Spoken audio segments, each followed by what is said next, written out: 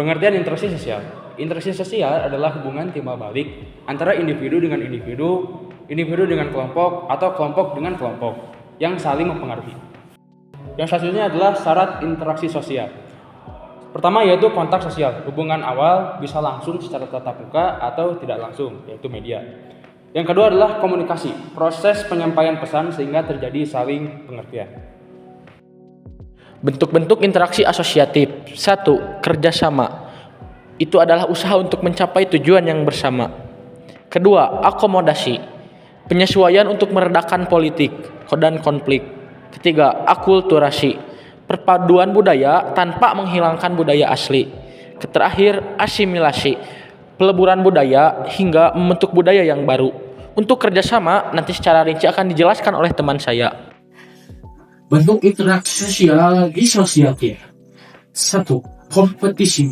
Kompetisi adalah persaingan untuk mencapai tujuan. 2. Kontroversi. Kontroversi adalah penentang yang tersembunyi, macam-macam kontroversi. 1. Umum. 2. Sederhana. 3. Intensif. 4. Rahasia. Dan 5. Praktis. Yang ketiga, konflik sosial. Konflik sosial adalah pertentangan terbuka disertai ancaman atau kekerasan. Bentuk-bentuk konflik ada 5. Yang 1, pertentangan pribadi. Kedua, pertentangan rasial. Ketiga, pertentangan antar kelas sosial. Keempat, pertentangan politik. Untuk kerjasama adalah usaha bersama antara 2 orang atau lebih untuk mencapai tujuan yang sama dengan saling membantu dan berbagi tugas. Selanjutnya ada ciri-ciri kerjasama. Yang pertama, dilakukan oleh lebih dari 1 orang. Yang kedua, memiliki tujuan bersama. Yang ketiga, ada pembagian tugas dan tanggung jawab. Yang keempat, terjalin komunikasi dan saling percaya. Dan yang terakhir, mengutamakan kepentingan bersama. Selanjutnya ada jenis-jenis kerjasama. Yang pertama, kerjasama spontan. Terjadi secara langsung tanpa perencanaan, seperti menolong teman yang jatuh. Yang kedua, kerjasama langsung. Dilakukan secara sadar dan terencana, seperti kerja kelompok di kelas. Yang ketiga, kerjasama kontrak. Berdasarkan perjanjian atau kesepakatan. Misalnya, kerjasama antar perusahaan. Yang terakhir, kerjasama tradisional. Dilakukan turun-temurun seperti gotong royong di lingkungan masyarakat. Video ini menunjukkan pentingnya kerjasama dan kepemimpinan. Setiap anggota tim memiliki peran yang berbeda, namun tujuan mereka sama. Dengan saling mendukung dan dipimpin oleh pemimpin yang baik, hambatan dapat diatasi bersama.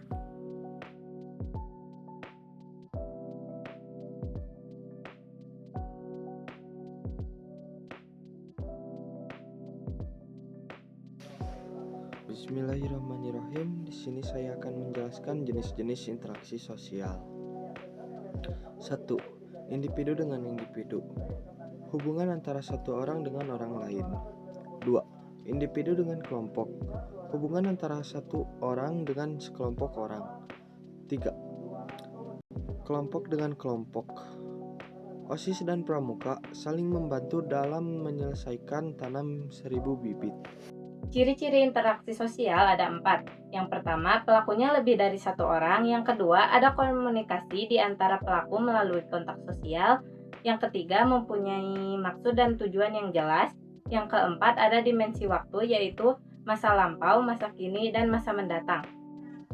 Faktor-faktor yang mempengaruhi interaksi ada beberapa. Yang pertama adalah imitasi. Imitasi adalah meniru perilaku orang lain. Yang kedua adalah identifikasi. Identifikasi adalah perilaku menjadi sama dengan orang lain.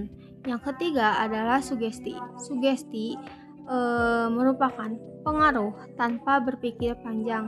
Keempat yaitu simpati, rasa tertarik atau rasa iba kepada orang lain. Yang kelima adalah empati, yaitu ikut merasakan apa yang dirasakan orang lain. Dan yang terakhir adalah motivasi, yaitu dorongan agar seseorang melakukan sesuatu lagi. Untuk bagian imitasi secara rinci akan dijelaskan oleh teman saya. Terima kasih. Nah, untuk imitasi sendiri, pengertiannya, imitasi adalah proses meniru sikap, perilaku, gaya, atau penampilan orang lain yang dianggap menarik, hebat, atau layak dijadikan contoh. Imitasi terjadi dalam kehidupan sehari-hari, baik secara sadar maupun tidak sadar. Ada ciri-ciri imitasi. Yang pertama, terjadi karena adanya kekaguman atau ketertarikan terhadap seseorang ataupun tokoh.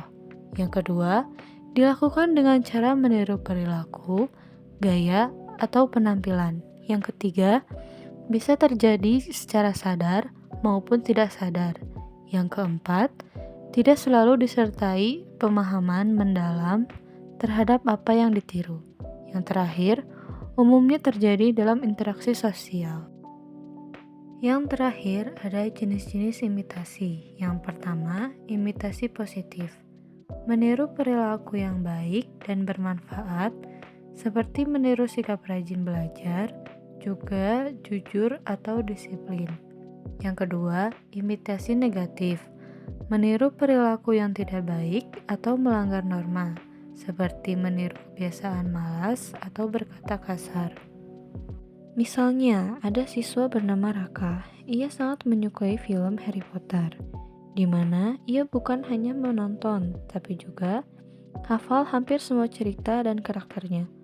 Tokoh favoritnya sendiri adalah Harry, di mana ia adalah seorang main karakter.